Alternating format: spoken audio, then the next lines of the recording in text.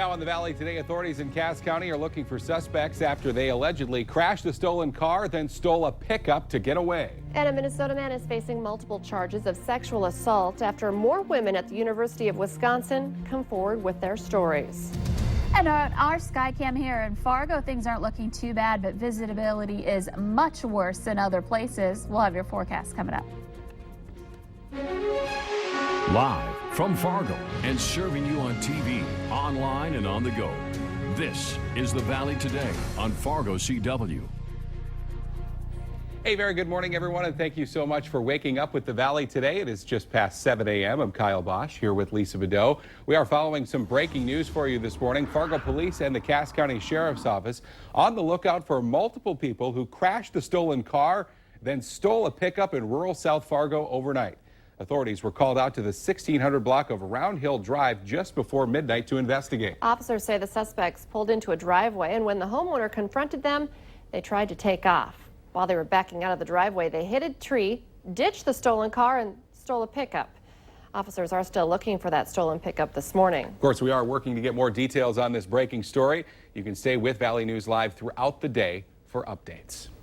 Let's get a check now of our first weather with meteorologist Lisa Green. And temperature-wise, it's kind of pleasant out there for the end of October. Yeah, not bad. Temperatures are in the upper 40s in some instances, which is not too far from our average high. When you have that at 7 o'clock in the morning, I think you're doing okay. The one thing we do have an issue with, though, is that fog. That's still impacting us, and that will be an issue for the next couple of hours. We have that dense fog advisory in effect until 10 a.m. for northeastern North Dakota, and it does stretch down toward Jamestown, Stutsman County, and over into Barnes County as well for this morning. Looking outside in Fargo, we're okay. We've got some decent visibility here with our Skycam pointed toward downtown, and we've been doing fine all morning in the FM Metro. Other parts of the valley also not having any issues with fog. You might be wondering what I'm talking about, but there are places where fog is causing visibility that's really poor. In eastern North Dakota especially, we're at 0 in Valley City for the report there, and up in Langdon, 0 visibility for you. There are lots of spots in that quarter-mile range, and even over into Minnesota where we're not under an advisory, we do have some lower visibility in Bemidji and Park Rapids. We're at 1 mile and 1.25 miles respectively, so not the ideal start to the day. But at least we're not dealing with the rain, and temperatures are tolerable. We're at 46 degrees in Fargo, 43 in Grand Forks. Some cloud cover, more clouds rolling in addition to those low-level clouds, and we may even have a couple of sprinkles down in Lakes Country to start off. Our afternoon temperatures, not bad. We'll be in the 50s to near 60 degrees. This is tacking on 10 degrees to yesterday's high, so it'll feel better out there. And it'll be more on the cloudy side, but I'm hoping we'll get to see some sunshine. More likely out west for today, but I'm hoping that clearing line will be moving east throughout the daytime hours with some lighter wind as well. So not so bad for this Thursday. For your Friday, looking fantastic. Temperatures are going to be in the 60s in the Southern Valley, 50s up north. We'll see partly cloudy skies and a bit of a breeze, though. That'll be the one issue. And ahead for the weekend, not bad. Temperatures around 50 degrees. Halloween, there is a chance for some rain and temperatures that are, at least in the afternoon, in the mid-50s. And will probably be a little cooler in the evening hours, but still, we've seen some pretty tough Halloweens. This one does not, at this point, look to be anywhere near that level of yeah, you don't have to wear a snowsuit weather underneath the costume. Exactly. A layer or two, but yeah, you might want that umbrella, perhaps. That's true. We'll have the latest. I'll take the umbrella over a snowsuit. Anyway. Yeah. Thank you, Lisa. We are following some new developments this morning in a sexual assault case against a Minnesota man. The University of Wisconsin student who was accused of raping a student earlier this month is now facing more possible charges. The man is 20-year-old Alec Cook, who's from Edina, Minnesota.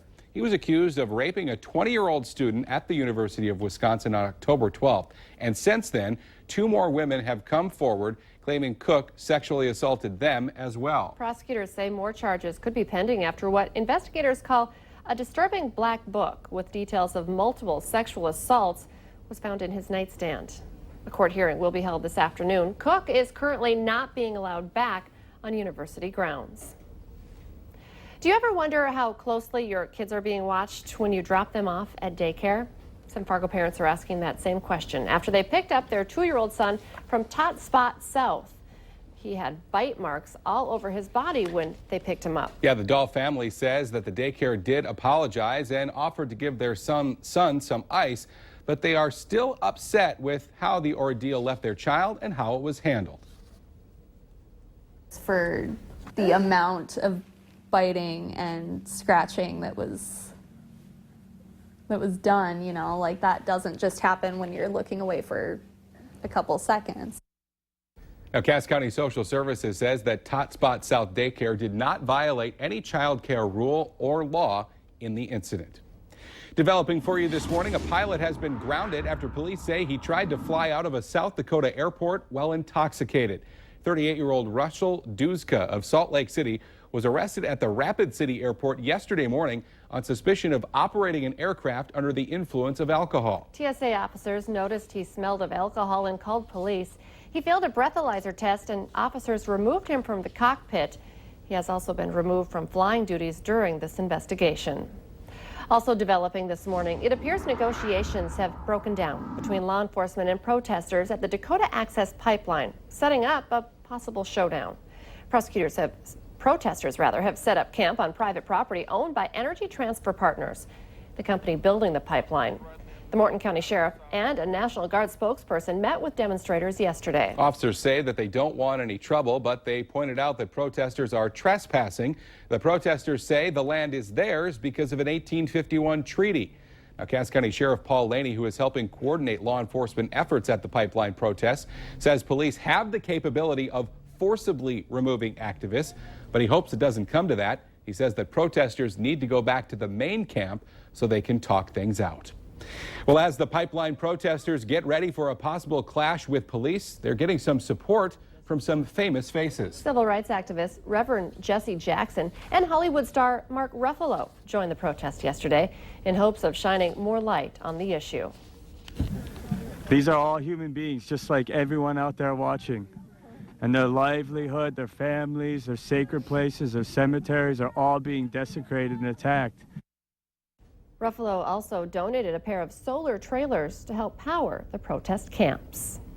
Meanwhile, Morton County has finished its investigation into the licensing of private security guards used on a Dakota Access Pipeline construction site. Captain Jay Grubley says that dog handlers that were used in the incident were not properly licensed to do security work in the state of North Dakota. The findings will now be forwarded to the Morton County State's Attorney's Office and the North Dakota Private Investigators and Security Board for possible charges. Well, we are getting some more information this morning about a story that we broke yesterday on the Valley Today. The Moorhead Police Department says a suspect driving a stolen vehicle is what led to their searching a Moorhead industrial park. Officers were searching for the driver after he ran off after a slow-speed chase through town. The incident started about 5 a.m. yesterday morning. The car had been reported stolen out of Red Wing, Minnesota. We now know the name of a man facing terrorizing charges after an incident at a Fargo liquor store. 27-year-old Abdi M. Abdi is in jail, accused of threatening workers at the Spirit Shop with a knife when they approached him about shoplifting. Officers were called to the liquor store near 13th Avenue South just before 1 a.m. Tuesday. An employee says he was frightened for his life and pulled out his own personal knife to defend himself. No one was hurt in the incident. A Grand Forks woman is in custody after she allegedly tried to run over another woman with her car. 36-year-old Micah Kaiser is facing a felony charge of aggravated assault. Police were called Tuesday afternoon to the 2100 block of South Washington Street in Grand Forks. The victim says she was walking across the parking lot when Kaiser pulled up in her vehicle, got out, and they started arguing. That's when Kaiser allegedly got back in her car and accelerated towards the woman and hit her with her vehicle. 7:10 now as we continue with the Valley Today on Fargo CW. And in our election 2016 coverage this morning, it is now just 12 days until Election Day. Hillary Clinton is set to campaign today with First Lady Michelle Obama in North Carolina, while Donald Trump will hit the stump in the battleground state of Ohio. Yesterday, Trump stood by claims that a fallen Muslim American soldier, Captain Humayun Khan, would still be alive if he had been president in 2004. Captain Khan's father, Khizr Khan, who campaigned for Clinton in Virginia yesterday, immediately blasted Trump's remarks as cruel. Well, in a Valley News Live exclusive this morning, many people around the area are voicing their political opinions this time of year with yard signs. But one Fargo homeowner has a message to vandals who he says stole his signs.